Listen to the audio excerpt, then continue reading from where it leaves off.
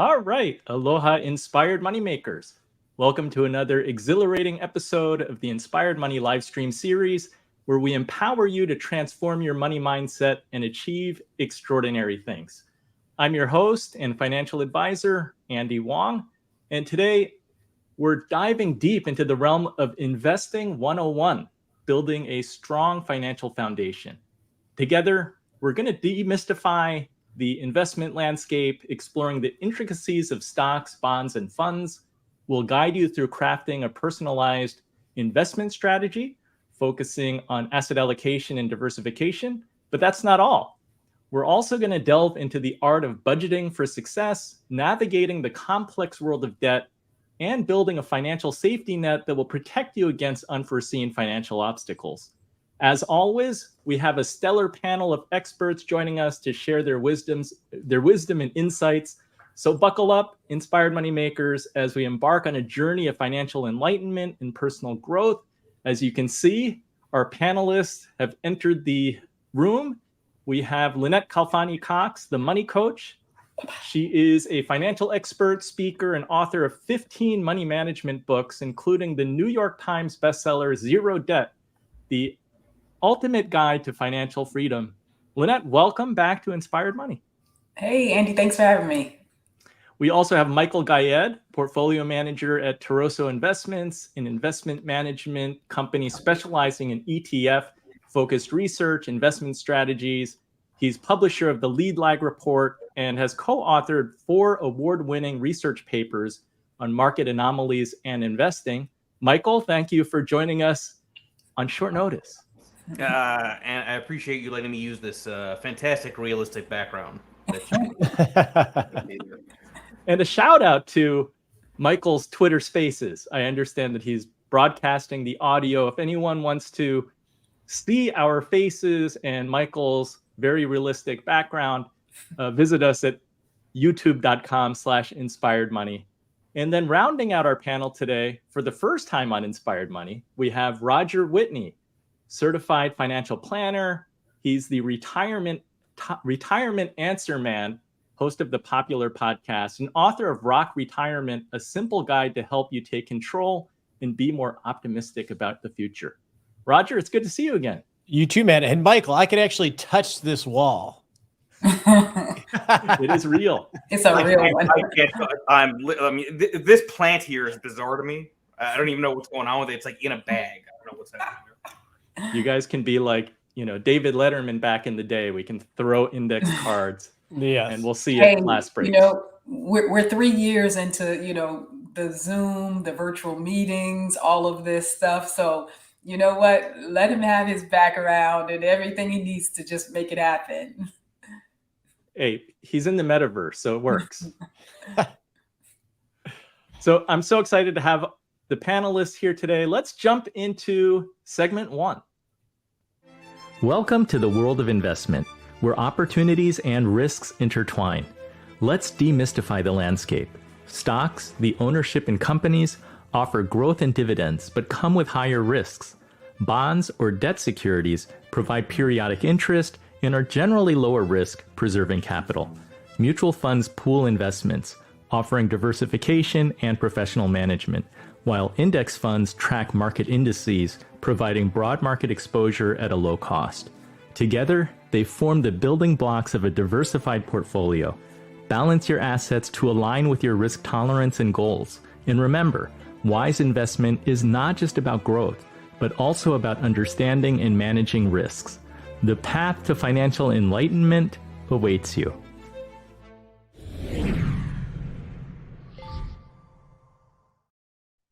Lynnette, I want you to kick us off. What was your first investment and why did you choose it? Oh, that's a good question. You're taking me back to way back in the day. You know what? If I'm honest, I think that my first investment was some company stock when I worked for Dow Jones. And I was, kind of a cub financial reporter. And I was covering Wall Street. I was writing about corporate finance and investment banking. And this was the 90s. I shouldn't date myself, but but that was the very first one. And I don't think, to be honest, I wouldn't recommend that people buy their own individual company stock as a first. It's obviously an entree if people have never done it before. But I'm much more of a fan of funds as opposed to individual stocks. Plus, when you kind of double up and buy your own company stock, I think there's a twofold risk factor. If the company stock doesn't do as well, and potentially you could get laid off, which actually, as it turned out, 10 years later did happen to me. So, but my own company that I was working for at the time, my employer, that was the first individual stock that I bought. Michael, we're going to get into your risk on, risk off approach to investing, but I wanted to ask you, how do you evaluate the risk associated with different asset classes, and how should people approach that? So, traditional finance argues that risk is volatility, which I don't necessarily buy that argument. I think volatility is more a reflection of doubt. But the real risk that matters for any investor is the risk of ruin, right? In other words, something that you can't get out of because the loss is so severe that it becomes nearly impossible to crawl out of that drawdown. So I think from that perspective, one can look at different asset classes and assess what's the risk of ruin, right? What's the risk of ruin in bonds? Probably pretty low. What's the risk of ruin in individual stocks? Could be conceivably pretty high. Survivorship bias is a legitimate thing when it comes to the stock market. What's the risk of ruin with an index fund? Probably not so much, although, as we've seen with index strategies outside the US, you can be ruined by not going anywhere, right? Like we've seen with European equities and emerging market equities. But I think it's more about sort of the risk of permanent loss of capital, because as long as you have time on your side, you can crawl out of whatever, hole you're in. Roger, you work with a lot of retirees as the retirement answer man. Can you speak to risk reward and how retirees tend to get things right, or maybe things that they're doing wrong? Well, when you're dealing with retirees, you're at the distribution phase of life, right? And most often we think of investing fundamentals as accumulating wealth, which is something that people near retirement, if they're in the position to be able to retire, probably have done pretty well, which is embracing that volatility that Michael talked about and continuing to contribute. When you get to retirement, I think the number one framework that I see that is incorrect is when we start talking about withdrawal rates and 4% rules, which is essentially trying to duct tape on a withdrawal strategy to an investment strategy that really is meant for accumulation. So a lot of what we work to help people not just have a feasible retirement, but to make it resilient, is to deal with the time frame issue that Michael mentioned, which is when you're retired, you have different time frames for your money. So we believe that you don't just have an allocation, you have multiple allocations based on the purpose of the money over certain time frames. Cool. I want to show the segment 2 video, and then we can really discuss allocation. Embark on a journey of personalized investment where wisdom guides your path. Asset allocation is your compass, dividing investments among stocks, bonds, and possibly other asset classes, balancing risk and reward. Strategic allocation sets long-term goals, while tactical allocation seizes market opportunities. Diversification is your shield, spreading investments to reduce risk, a harmony of sectors, industries, and regions. Risk tolerance, your inner compass, aligns with your comfort with potential ups and downs. Time horizon, the expected length of your investment journey, shapes your strategy, allowing aggressive or conservative approaches. Crafting your investment strategy is an art, a dance of understanding goals, seeking professional guidance, and ongoing monitoring. It's a path to financial enlightenment, a personal map to your dreams.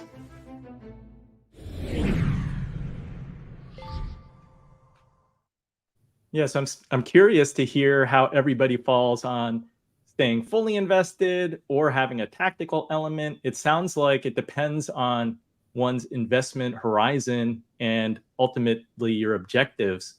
Michael, you run several tactical ETFs. Can you talk a little bit about your current allocation and how you arrive at that current asset allocation? Yeah. Okay. So this is actually, I think, a very nuanced topic. So there's passive, right? And then there's active. Active is tactical in terms of trying to look for opportunities, and passive basically says, I'm just going to sit and wait and things will come my way eventually. Okay. Now, I don't view the two as being mutually exclusive. So in other words, I actually think that passive works very well with active. Blending them is another form of diversification. Now, why is that important? In a cycle like the last 10 years, being tactical hasn't really worked. Okay. And I don't mean being tactical by being in the FANG names or the NVIDIA names or anything like that. I'm talking about asset allocation broadly. Hasn't really worked from a tactical perspective because, as I mentioned earlier, emerging markets have gone nowhere for over a decade. Europe has gone nowhere for over a decade. Bonds have had essentially gone nowhere after the sell-off that we saw starting last year. So it's been actually very much a passive world, right? In terms of just go into U.S. large caps and that's it. Now, when you think about something that's active and tactical, the risk for something that's active and tactical is that you're in a cycle where you get whipsawed, where your tactical allocations just are not working. The cycle doesn't favor that opportunity set. Best way to diversify that is to have something that doesn't have whipsaw risk, which is passive, right? Now, if you are in a stage of your life where you're closer to retirement and you've got to be concerned about the possibility of outliving your assets, you need to diversify like crazy, because the last thing you want to be is all in on passive, just as a lost decade might be about to hit. So diversification, just to kind of wrap up the point, is more than just a mixture of asset classes. It's more than just a mixture of stocks. It's really a mixture of strategies. Right now, I had very active tactical strategies. I'm the first one to say it very publicly as an entrepreneur. My strategies haven't done that well because they rely on treasuries from a tactical defensive position, and that's been a very, very painful type of whipsaw the last 2 years. Maybe the next 2 years will be different. I don't know, but I don't think they're mutually exclusive. And Andy, if I could just kind of dovetail a little bit off of what he was saying, I think it's a really relevant point for investors to consider, because so many times people think about diversification. All they're thinking in terms of asset allocation is like, what's the mix I should have of stocks, bonds, cash, or potentially other securities. Maybe they might be thinking about branching out, real estate, commodities, currencies. They may think of other things. But it's really about going beyond, as he mentioned, the kind of just pure looking at asset classes. So he was talking about, in particular, active versus passive in terms of strategy, right? And I think some of the core elements that hits upon is when you're thinking about diversification, you have to also think geographic diversification. Like, how much exposure do you have to emerging markets, or to, is your portfolio just completely North American driven, that kind of thing. So that's an element of diversification that you should consider. You got to look at the size of the securities that you're purchasing as well. Is everything large cap? Do you have any small cap or mid cap securities in there as well? That's another element of diversification as well. So too often, the bottom line is that people get locked into just thinking about one metric or one frame of reference for diversification, when really there are many broad, measures of diversification. And as a whole, we know that asset allocation is really going to determine about 90% of your portfolio's performance. So it is important to kind of get it right. And you have bumps and things along the way. But I think it's about approaching it from the mindset of saying, what's the true definition of diversification in terms of how, my own risk tolerance, again, my time frame, et cetera, and then constructing a portfolio to match those needs and goals. I would add real quick that I always make it a point that diversification by definition means having things in your portfolio that you hate, right? Because what are you going to hate in your portfolio? The stuff that's not working. Well, if it's not working, it's not correlated. If it's not correlated, it's diversified, right? So, and I think it's very hard for people to just kind of wrap their minds around the idea that the last thing you want is everything in your portfolio working, because it might work for now, but then there's another side to that. Absolutely. Yeah, and even on top of that, if you're right, asset allocation means you always have things that you don't like. But it also means that as you're rebalancing, you're selling the things you want to buy more of, and you're buying the things that you would rather sell because you're trying to rebalance to whatever that target allocation is. My tact with asset allocation comes down to what is the ultimate intent of what we're doing. Because I personally think that asset allocation is way over talked about and way over thought about, especially if we're talking about the fundamentals of investing. If you're trying to invest for accumulation, really, I just want to build wealth for some time in the future, and I have very long time frames.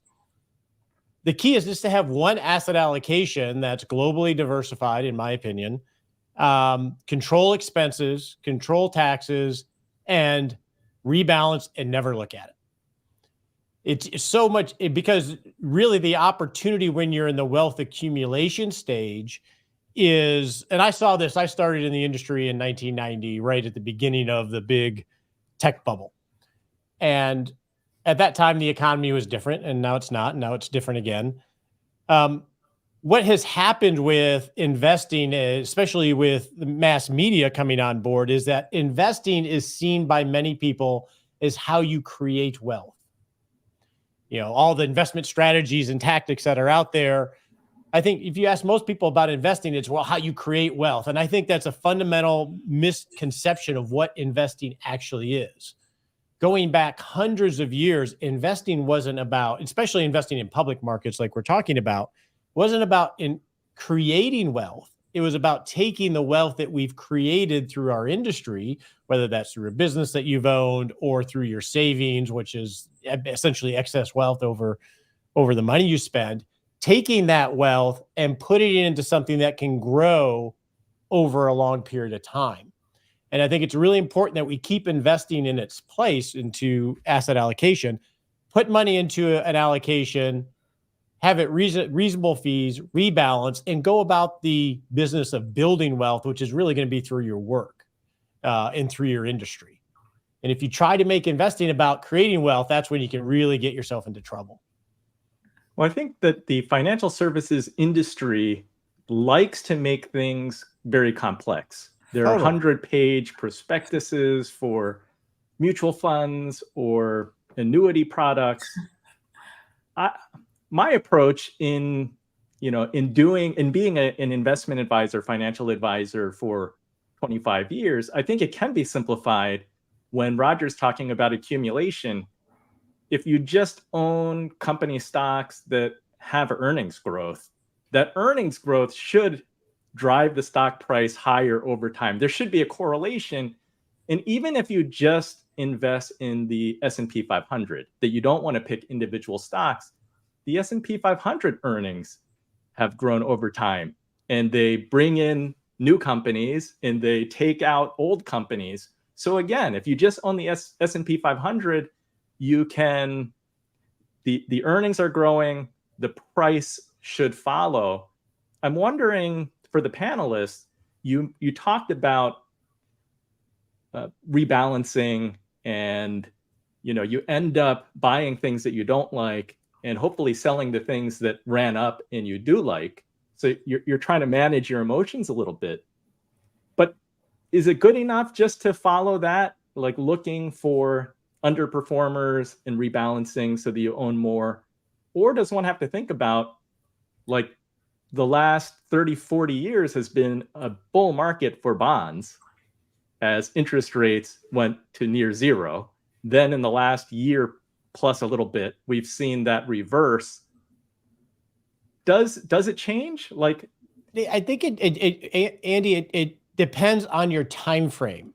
Like for the people that we talk to on my podcast and with the families that I walk life with, is extremely important because their time frame is compressed, right? If you have a 60-year-old, sure, they may live until they're 90 and you have a 30-year time frame, but it's really not that long because it's the early part, because you're in the distribution phase where the sequencing of returns is really dangerous. Now, if you're like my kids who are 27 and 26, you don't really care. You have such a long time frame, and you know what? If you're getting bad markets for the first 20 years, that's probably the best thing that could happen to them, assuming that they are embracing risk and contributing consistently. So a lot of this has to do with the time frame that the money has a purpose for. And I think also, Andy, how I would answer your question is probably not what some people want to hear, but I do think a lot of this needs to be reduced down to kind of a very simple form for people. You were talking about Wall Street likes to make things very complex and opaque and whatnot. Totally true. I mentioned, of course, the first stock that I bought was from Dow Jones and Company Inc. when I worked for Dow Jones, which was the parent company of Wall Street Journal, Dow Jones Newswires, et cetera. And when I covered, Wall Street on the beat, as we called it, on my area of coverage, broke it up with another guy, Mike Santoli. You see him on CNBC all the time now, as I later went to CNBC as well. But I covered like the people of Wall Street, right? And, kind of the deal making side. And Mike covered the product side. And we used to always laugh about like this kind of, Frankenstein alchemy kind of thing that these guys could come up with. There were MIPS and PERKs and DEX and Cubs and, a couple of other acronyms that I forget.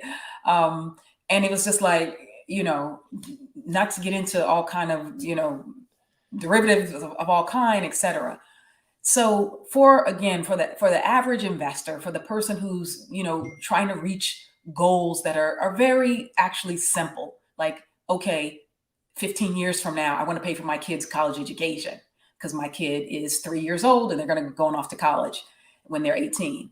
Or like Roger mentioned, I'm 60. I want my money to last. Maybe it has to last 30 years or so, that kind of thing.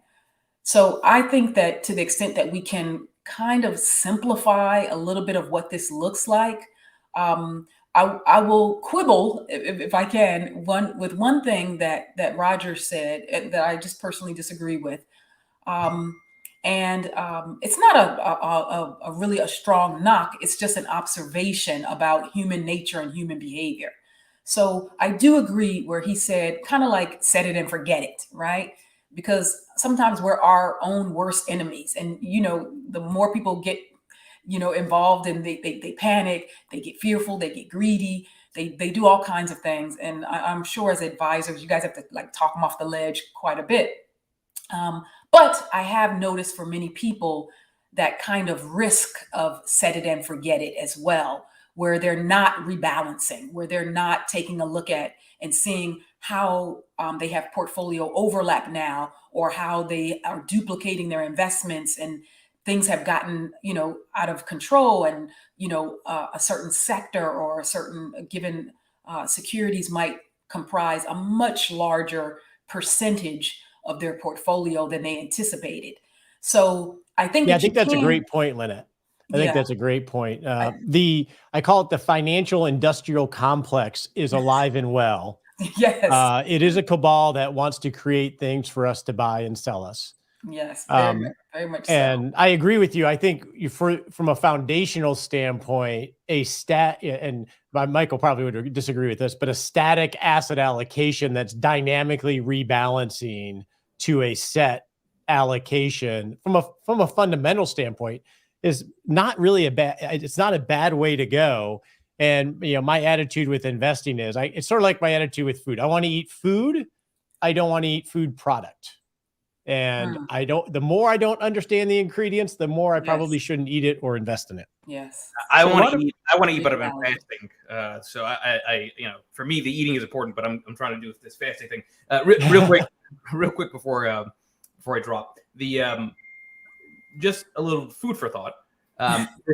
This narrative of a cycle now where bonds are forever dead, that, the last 40 years, that bond bull market's over, and that's why from an asset allocation perspective, you should underweight bonds, to me doesn't make sense. The bond bull market cannot end unless the government spending binge ends, because everything that the government does is debt.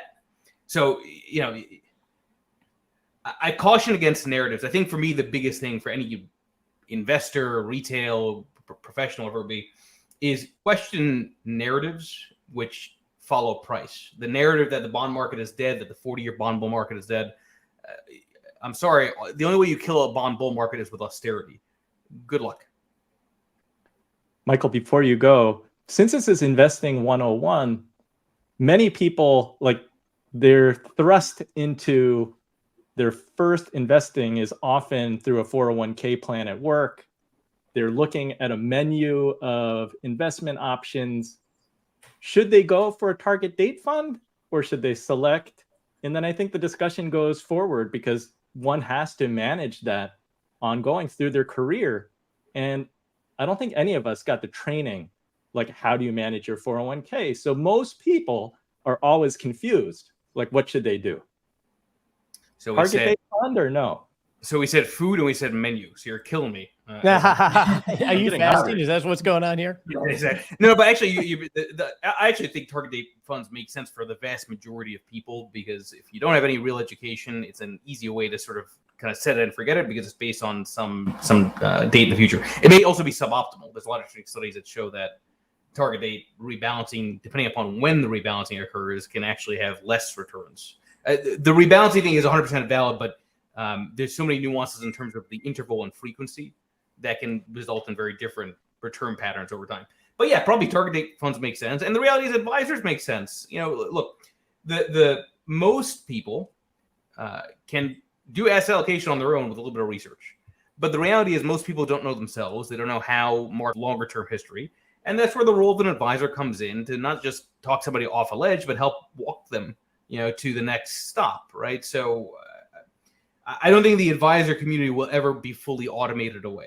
As long as people still want to be handheld, which they always will be, no amount of GPUs will replace what we do. That is good for us in the business, whether you're a money coach or a financial advisor or managing an ETF. So thank you. Let's shift toward budgeting, and we'll go to segment 3. Embarking on the path to financial success begins with a clear map, your budget. Tracking expenses is your compass, guiding you through spending habits, revealing hidden treasures and pitfalls. Tools like apps or spreadsheets become your allies. Setting financial goals is your destination, marked by short-term havens like an emergency fund or long-term dreams like retirement. Align these goals with your heart's values, and you'll walk a path filled with purpose. Creating a budget is building the road itself, paved with income, fixed and variable expenses, discretionary spending, and savings. Methods like zero-based budgeting or the 50-30-20 rule are your building blocks, adaptable to life's twists and turns. Along this journey, you'll discover psychological landscapes, emotional triggers, and a newfound relationship with money. With diligence, clarity, and adaptability, you'll navigate this financial journey with confidence, crafting a life rich, not just in wealth, but in purpose and joy.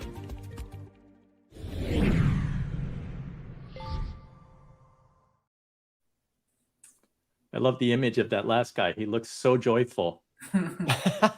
Lynnette, as a money coach, or as the money coach, what tools or methods do you recommend for basic budgeting? Well, I think first we have to recognize and acknowledge that everybody hates the B word. That's what I was going to say. It's the B word. Everybody's like, ugh, kill me now. Like, I don't, gonna tell me I have to budget. And, to the average American, a budget kind of signifies everything that they can't do, what they can't buy, what they can't have. So they see it as a really restrictive thing, like, oh, I'm in a financial straitjacket and she's telling me to, process everything that I've spent to the penny, and I dare not go over. So I think, again, really, because we know that like 80 to 90% of people's decision making is emotional. It's not logical. It's not, rational.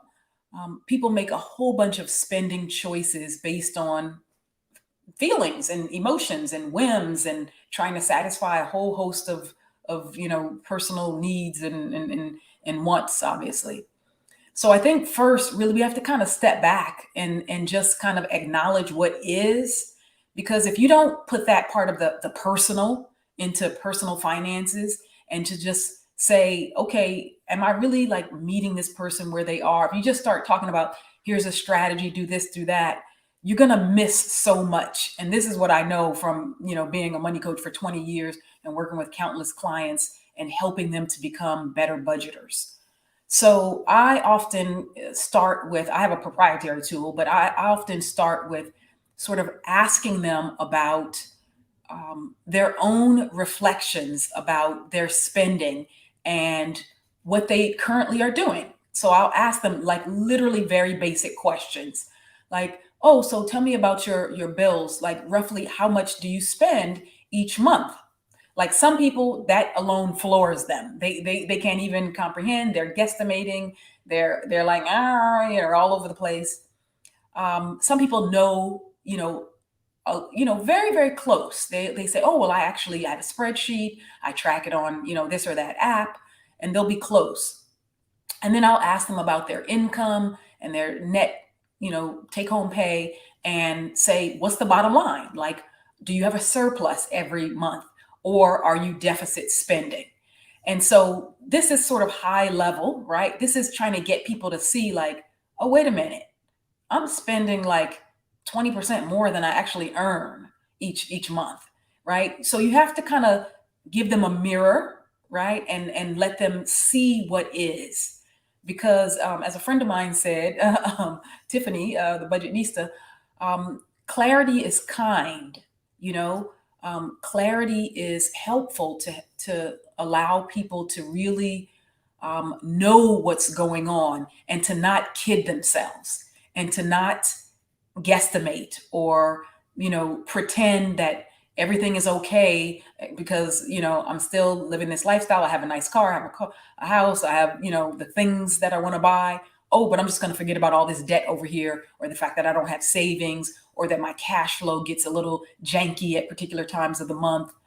So it really, it kind of starts with like looking at like, okay, what's going on here? And then it's about doing a little bit of a deeper dive, and then having them to question, not us question, because it's not for us to challenge, to judge, to pick apart, but it's for them to reflect and to analyze and to say, oh, wow, like I didn't even realize I was spending like $1,500 a month eating out. Okay, I think that's something that I want to adjust. So you let the person kind of get there in terms of what their own activities, habits, behaviors are, again, based on how they want to live their life and or reach certain goals. Roger, you tend to work with clients who are transitioning from an accumulation phase to decumulation, or they're retired and it's decumulation. What kind of budgeting conversations do you tend to have?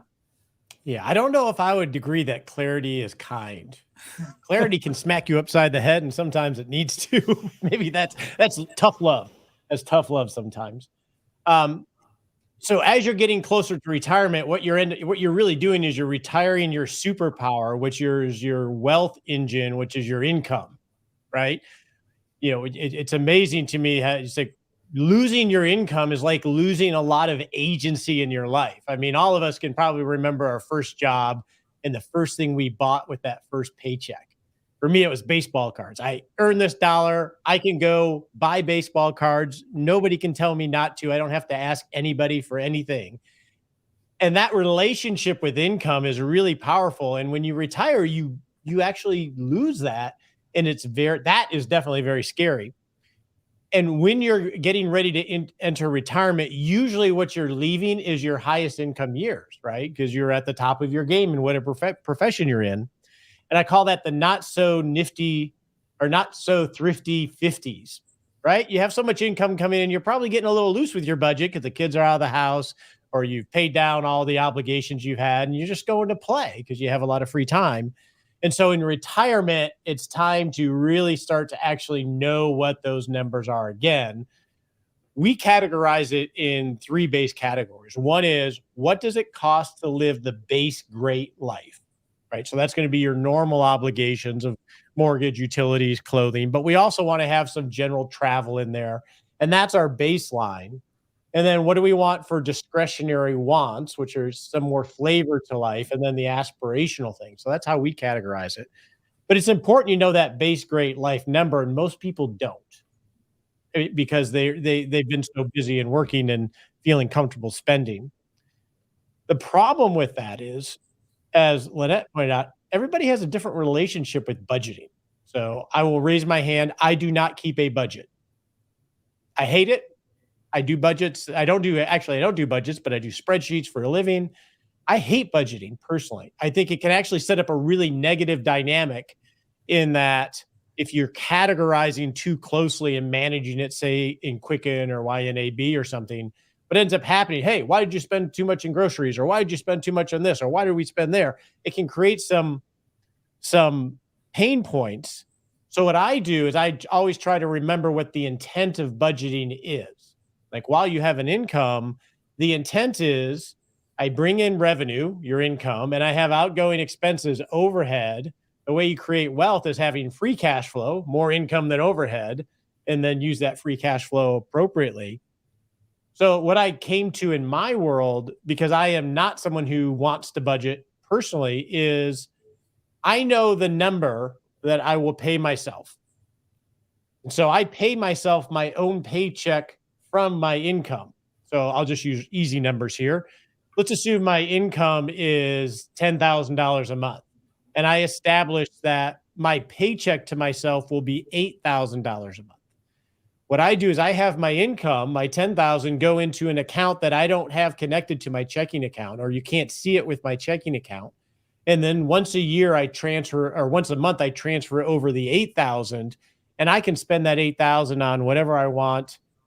And I don't really care what category it is. But what I've done is I've captured $2,000 of free cash flow, but it creates these natural controls. And then what will end up happening towards the end of the month is I'll either have excess money because I didn't spend the $8,000, or I'll be a little light and I'll have to go dip in proactively. And if I'm dipping in proactively too often, then maybe I need to re-examine this. And that allows me to do the more detailed budgeting twice a year. So I can forensically see where there might be slippage. But whether you do that or whether you keep a detailed spreadsheet or use Quicken, that's dealer's choice, as long as you remember what the intent is that's that intentionality in spending, because it's so easy to just spend money because it's coming into your checking account and wake up and wonder where it all went. And so I think you got to find a style that matches what resonates with you. Well, I like that. It's a great way to keep yourself accountable and make sure that you are on the surplus side and not on the negative side. I agree that the B word is, or can be, very intimidating. So I often tell people, just start by tracking your spending for a month, because most people know what they make. They know what their paycheck is. But so many of us don't know, like, where did the money go last month? It's like, how much did you spend on your house? How much did you spend on food? How much did you spend going to the mall? I think oftentimes you don't keep track of that stuff. So just keeping track for a month, and then you do that 2 months in a row, and you can't help but notice a trend, and one tends to make some improvements. And then Andy, that same concept applies. I was actually just journaling on this morning of intention. I have avoided the idea of set goals and track your goals, whether it's to lose weight or spend less. But it is true, what you track changes. And whether that's you're trying to lose weight, so you're tracking calories, or whether you're tracking dollars, the kind and the really positive thing about that is that your intentionality. This is all about intentionality. And if you're tracking, like you said, Andy, what you spend, even if it's just for a month or two, you're going to become much more sensitive and attentive to where all those dollars are going. And hopefully that gets you to a point where you see that the process of budgeting is not only restrictive, it can be freeing, because it can give you insight into how you're spending and how to make improvements. And hopefully then you are spending money to enjoy your life, but not overspending. Yeah, I try to get people to look at a budget as really just having a spending plan of action, really just them being able to decide, because none of us has an unlimited amount of resources, to say, what are my priorities? What is most important to me? And so by definition, I'm going to emphasize or place more priority or more value on some things. So those will have a bigger share of my budget, or I'll factor in some money for that on a consistent basis. And by definition, again, because you don't have unlimited funds, you'll look at your budget and say, some of this stuff has to go by the wayside, or it has to at least be diminished, because otherwise I'm going to be deficit spending. But I agree with you, Andy, that at the bottom, the bottom line is that we need to give the message to folks that for those who budget, not Roger, but for others, for those who budget, that budgeting can be a tool or a process to help you to manage your cash flow, to see very clearly what, your spending patterns and your habits, to help you to avoid crunch periods, to help you to avoid debt, to, kind of just make better decisions that are in alignment with your stated goals and values. Because you could tell somebody, okay, let me take a look at your checkbook or your card statements, etc. Let me see your list of things. If you have, tools like I use Simplify, I use Rocket Money to just keep track of things and to watch, recurring payments and all of that. And then you can say, oh, wait a minute, I don't even want to spend money on this. Why? I didn't even realize, I forgot I have this, recurring subscription or this thing that I'm paying for that I'm not even using. So, it's about really being able to take a look at what is, and then you make the decision. You make the call to say, okay, I see where this is trending. I'm spending $100 a month on this. If so, it'll be $1,200 in a year, $6,000 in 5 years. Is that really how I want to spend this money? Yeah. And I'm sure all of us have seen this, right, Lynnette, especially in couples. Yes. Where usually there's one person who's the financial manager and the budgeter. But both people spend. And it's very important from a spirit standpoint that a budget is used as a flashlight, right? To identify and put light to what's going on so you can make better decisions. What it can't be used as, and a lot of times we do this unintentionally, even with the way that conversations are either framed between spouses or the way they're heard, is use them as sledgehammers. Yes. And that's usually where they can break down. So you have to come in with it, both parties, with the right spirit. I like that flashlight analogy. And Lynnette mentioned the D word. So let's move to segment 4. The D word is debt. In the intricate maze of financial life, debt often appears as both a tool and a trap. Types of debt vary, from student loans with fixed or variable rates to credit card debt's high interest, mortgages' diverse options, and personal loans' unique terms. Navigating this world requires a compass, debt management strategies. The debt snowball method rolls momentum by clearing small debts first, while the debt avalanche targets high-interest debts for potential savings. Debt consolidation simplifies, but beware of hidden fees. Interest rates fluctuate, with fixed offering stability and variable tied to market whims. Repayment plans must align with your financial landscape, and prepayment strategies can reduce interest. The journey through debt is not just numbers. It's a psychological battle, a behavioral change. Support systems and professional guidance can be your allies. In conclusion, Debt is not a dark alley, but a path that with wisdom, strategy, and determination leads to financial liberation.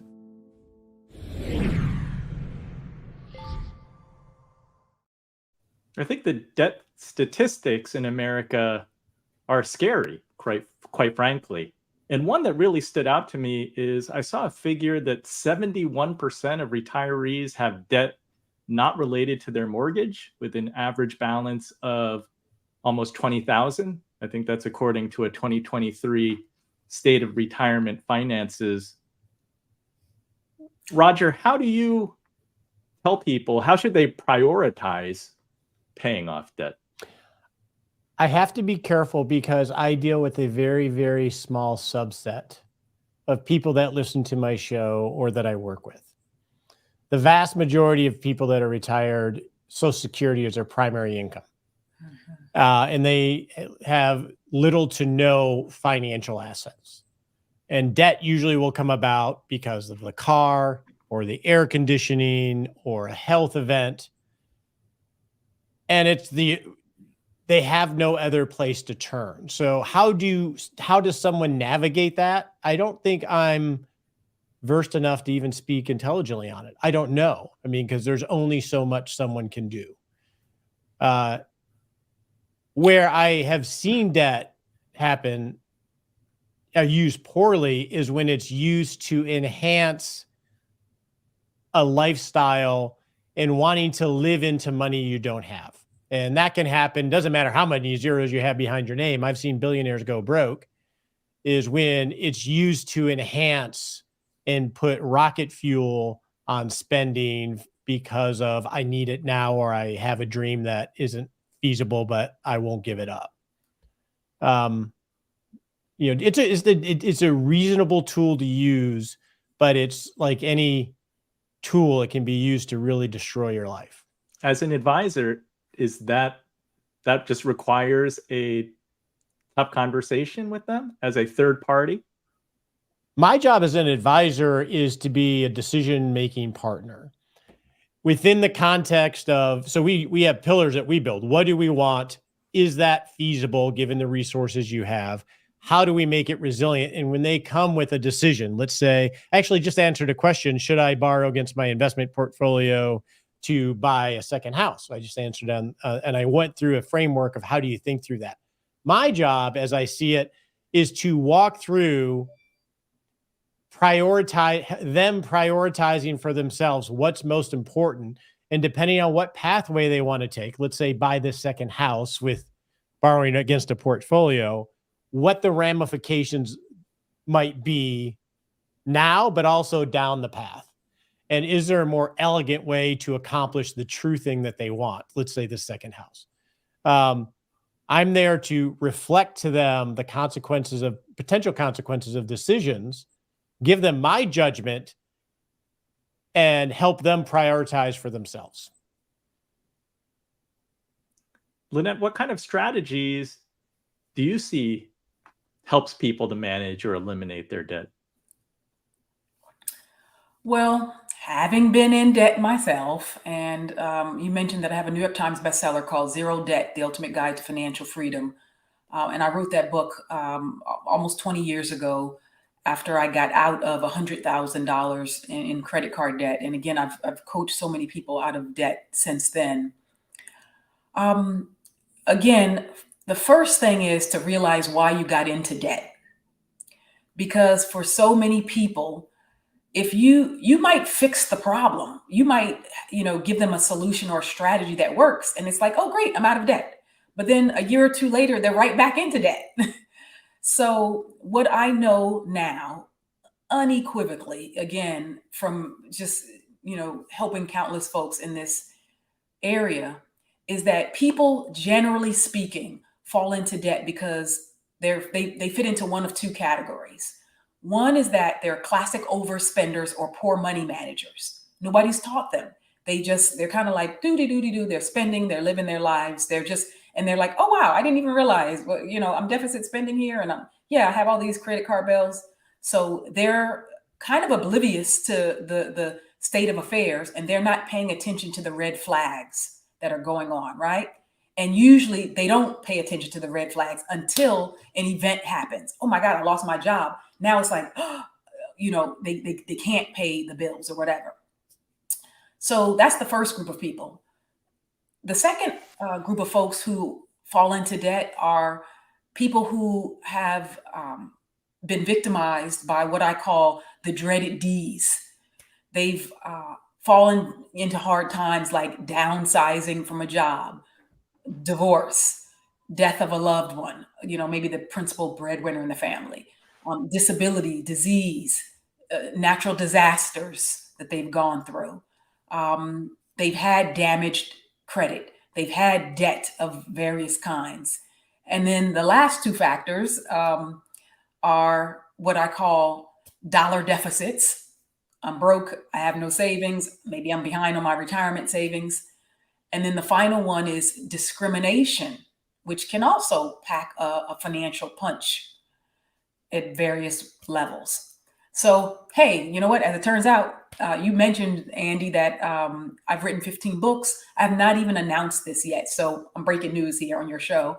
I actually have just finished book 16, which is being published January 1st, 2024 by John Wiley and Sons. And the book is called Bounce Back, The Ultimate Guide to Financial Resilience.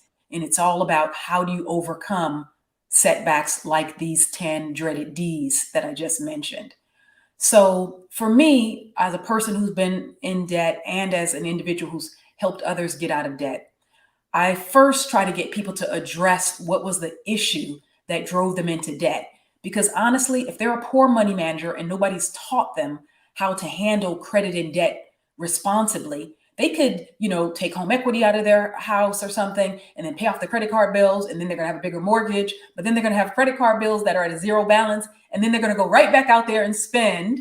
And then they're going to have credit card debt again. So it's not doing them a service. The issue is, let's get to the root cause of why and what got you into debt.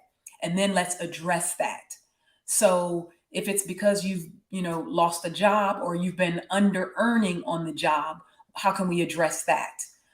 If it's that you're living above your means, especially for a lot of folks, Roger, I appreciate the candor in saying that, frankly, a lot of his clients, they're not going to be, at the edge in terms of struggling financially, et cetera. They're not going to be among the masses of the 7, 8, out of 10 Americans who, don't have savings at a reasonable level, who have massive amounts of debt. Pew researchers say that 80% of all Americans owe somebody something. They have a mortgage, a credit card payment, a student loan, an auto loan, et cetera. So I can appreciate that his clients are obviously higher net worth, have more savings, have financial assistance, right? But for the masses who don't, some of them have to actually make tough choices. So, you look at things like some of them need to relocate. They're in debt because they're housing burdened. They're paying 40 and 50% of their paycheck towards the roof over their heads. So some of them, if they say, I can't possibly move out of, Chicago or LA or New York or wherever they're living, it might be, okay, well, can you downsize? Can you get a smaller place, a less expensive place? Can you take on a roommate? Can you live with family? So some of the big expenses have to be looked at, because if you free up some of that cash flow, then you'll be able to put that money towards debt. Another strategy, and then I'll take a pause here because I know I've been going on for a minute, but you absolutely have to use windfalls appropriately. So a windfall is any lump sum of money that comes outside of your normal paycheck. So if you get, a tax refund check, a lot of people got that stimmy money, they got those stimulus checks. If you get an inheritance, if you get divorce proceedings, if you get life insurance funds, from somebody, a bonus, a year-end bonus on the job, an uncle just, a rich uncle throws some money your way, whatever. All of those are forms of windfalls. And many of them can be, pretty significant. For the average American, getting a $3,000 plus tax refund check, which is about the norm, is significant. And that's something that they could use to put towards their debt, or certainly build savings at the very least. Lynn, can I ask a question on this? Yes. I know that because I've had my own personal experience with that in my 20s and 30s for sure, where I was on the edge because I didn't learn, right? Even as an advisor, I didn't learn. And I only thought my income would go up, right? Because it always did. I'm on my career. But one thing I personally experienced was once I came to terms with that, and when you're dealing with, you have to have someone, sort of the horse to water, someone that wants to deal with it. I know one element that I had to deal with was to essentially go through a grieving process of what I had done in this case, so I could get to work of actually being proactive and not just beat myself up, that hammer again. Have you found that, as you've worked with people and in your own experience, you sort of have to work on forgiving yourself to some extent so you can actually be more proactive? Great question, Roger. And the short answer is yes, absolutely. There's so much shame. There's so much guilt. There's so much regret. There's so many people who beat themselves up. And, you know, those emotions, of course, they're allowed to feel. But then we want to get to the point where you're taking positive, appropriate steps to counteract or to mitigate the previous poor choices or whatever it is that they are regretting. But yes, and that's why in Bounce Back, one of the things that I talk about is a framework for dealing with the emotional side first before you even get to the tactical and practical on the how-to of the money side. And a lot of it is actually about self-care and about forgiving yourself and about recognizing where you need support and being kind to yourself and not so judgmental. Because honestly, I do think that so much of personal finances, there's so much judgment, and people are already internalizing. They may not articulate it, but they have this sense. I've had people to just bawl and just cry and tell me, "Oh my God, I made a mess of these things." I've had people be suicidal and tell me life is not worth living. I messed this up so bad. I don't deserve to be here. Just a whole host of things, right? So enormous amounts of, really deep feeling that they're going through. But I think that the key is, to the extent that we can take away some of that shame and some of that judgment, and we can just notice what is, right? And just say, here's where I am today.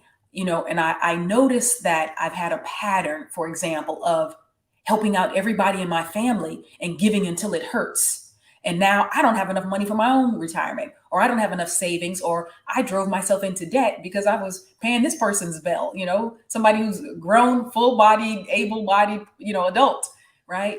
So you have to give people time to grieve, as you said, time to address, and yes, that clarity to look in the mirror and see what is. The reason that I agreed with Tiffany about the clarity being kindness is, a lie is kind of hard to come back from, like just think about it. Somebody lies to you. It's like, oh, the trust has been destroyed. You're really upset about it. You feel like, well, what else did you lie to me about? Right. So what about when you're lying to yourself? Then you start to have self-doubt. You don't trust yourself. You don't trust your own judgment. You don't trust your ability to make decisions. So the flip side of that is to say, listen, I am going to walk in truth. It might not be pretty, but I can at least deal with the truth.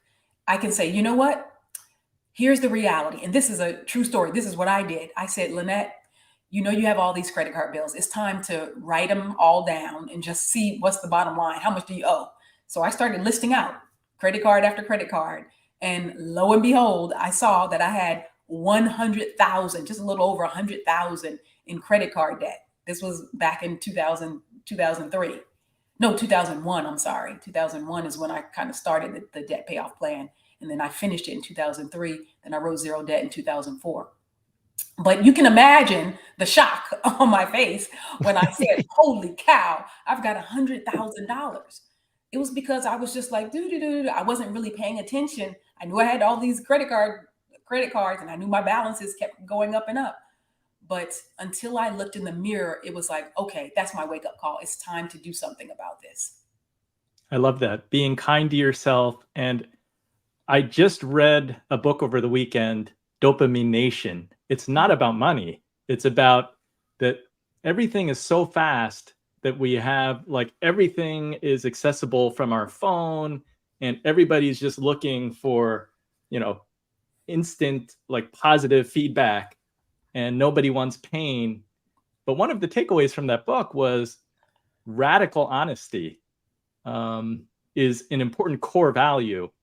And as I read it, I think that applies to one's life in general, but also to your money, that it does require being honest with yourself and being kind with yourself. And I look forward to your book, Lynnette, about resilience. If everybody can just stick with us a little longer, I know we're going over on time, but let's wrap it up with the final segment.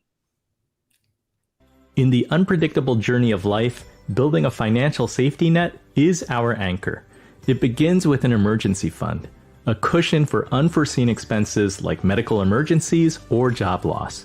Ideally, this fund holds 3 to 6 months of living expenses, accessible in high-yield savings or money market accounts. But the safety net extends further, woven with strands of insurance.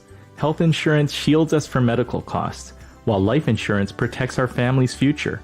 Auto insurance guards our vehicles, and home insurance safeguards our dwelling. Disability insurance secures our income, and long-term care insurance prepares us for elder care.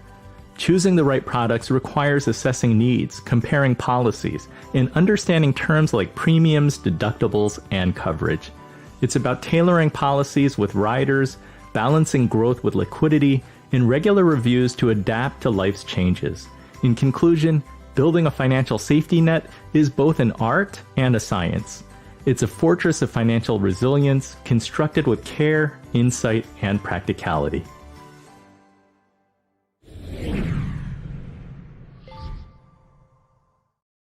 Roger, what types of insurance do you consider non-negotiable? Your emergency fund. So I think of the emergency fund as the financial airbag of life. Liquidity is king when life smacks you in the face, and life will always smack you in the face in ways you cannot even foresee. It's just reality. And it gives you options, because if you don't have an emergency fund, this financial airbag, it can cause you to make poor investment decisions. It can cause you to go into debt. It can cause you to have to sacrifice your life. And so having a robust emergency fund. So as an example, in retirement, our default is you have a contingency fund, which is essentially an emergency fund. And then you have once you retire, you have at least 5 years of your expected spending from your assets de-risked, meaning not invested. It's going to be in treasuries. It's going to be in CDs. It's going to earn money. And 5 years can seem like a lot of money, and it can be a lot of money. But this is essentially creating your payroll reserve. You're paying yourself now. And now you could argue, especially we did this even when interest rates were zero, you could argue that this is not efficient. I could earn more money. I should buy this short-term treasury, or I should buy the short-term municipal fund or whatever. But that misses the point. The core of that money is you want return of your money for when life happens to you. And so I would prefer from an overall allocation perspective, even with someone who is younger, is to have what's called a barbell. You have a lot of liquidity, a lot of cash reserves, and then you have a lot of risk assets and not a lot in between. And so I think the emergency fund gives you options when life happens, and life always happens.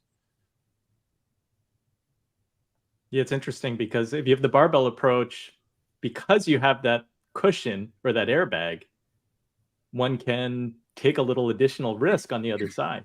Yes, and you can be statistically set up to have better results on the other side. It's easier to behave better with your risk assets if you're not worried that you're going to have to sell something to pay for the air conditioning going out or for your paycheck. Yeah, I love that concept, Roger. And, pre-retirement, this is what I suggest to people in terms of having that emergency fund. So first, you're right that the emergency fund in and of itself is like the number one insurance policy, right? So I tell people that they actually need two funds, that they need a rainy day fund and they need a longer term emergency fund. So a lot of times we talk about these things and we use the two terms interchangeably, but I just want to delineate very quickly the differences because they are varied in size and scope and duration and purpose. So a rainy day fund in my mind is kind of like what it sounds like. When it's raining outside, you know that's something temporary. You throw up the umbrella and you're going to go outside, run out of your car or whatever into the office or to the store. But you know the rain is temporary and it's going to go away, right? So that umbrella is giving you that coverage that is just a short-term need. Well, likewise, when you have a rainy day fund, it's the fund that for most people, again, just average Americans, they can have anywhere from say $500 to maybe $1,500.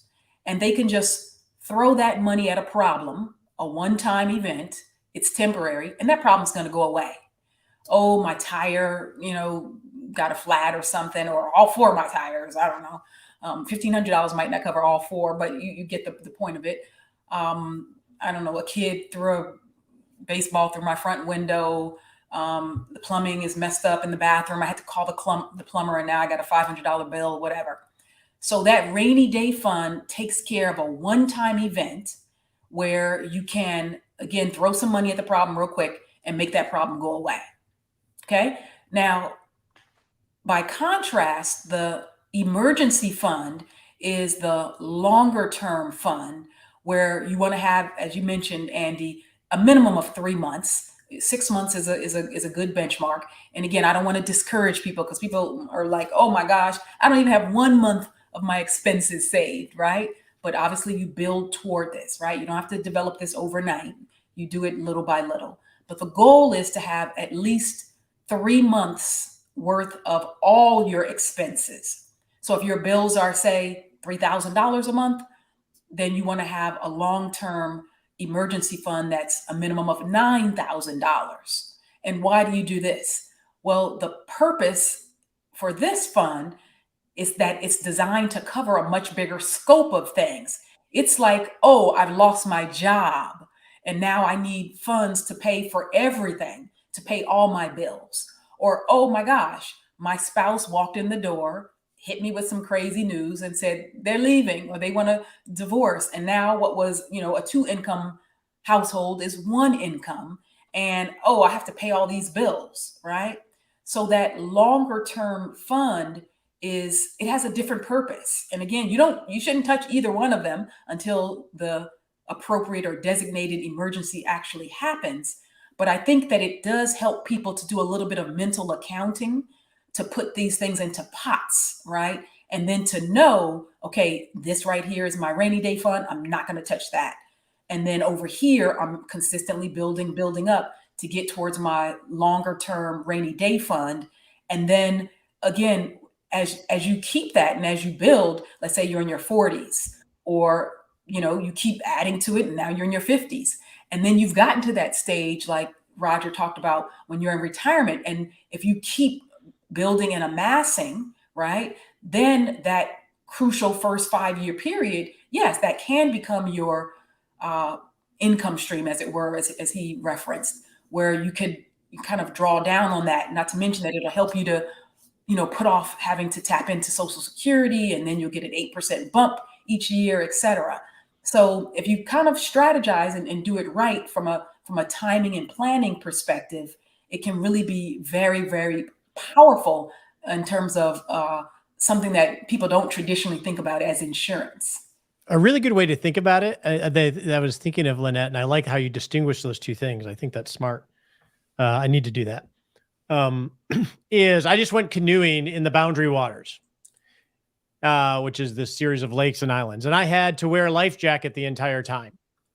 That life jacket slowed me down.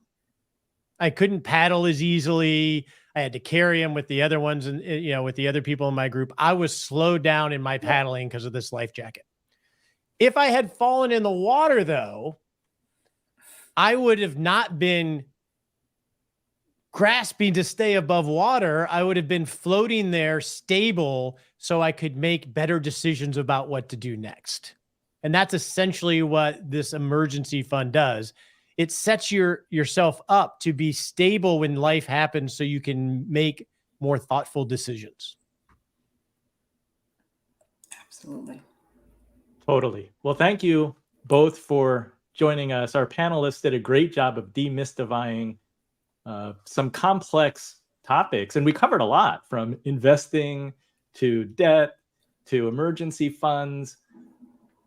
As I said, while the financial services industry likes to make things complex, I think the takeaways are, if you listen to the panelists today, you can approach things simply. And when done consistently over time, you've got to address your money. And whether you're investing or paying down debt or saving, you can end up with a lot more money than when you started, just by paying attention and doing things simply. So I want to thank Lynnette for joining. You can find her at LynnetteKhalfani-Cox.com. The Money Coach, you can Google her. Roger Whitney at RogerWhitney.com. I know that you've got a very popular podcast. How's your YouTube channel, Roger? It's starting in January. Awesome. Working on the workflows right now. So people can find you there. And I didn't mention that Michael Gayed, I knew that he had to step out early. I didn't explain that he just left. You can find Michael at the Lead Lag Report. Please join us next week for episode 5. We're going to be covering the generosity effect, the ripple of inspired giving. That will be next week, Wednesday, September 13th, 6 p.m. Eastern. Thank you again to the panelists and everybody out there watching. Just keep an eye on your money. And thank you. Be well. Take care, guys.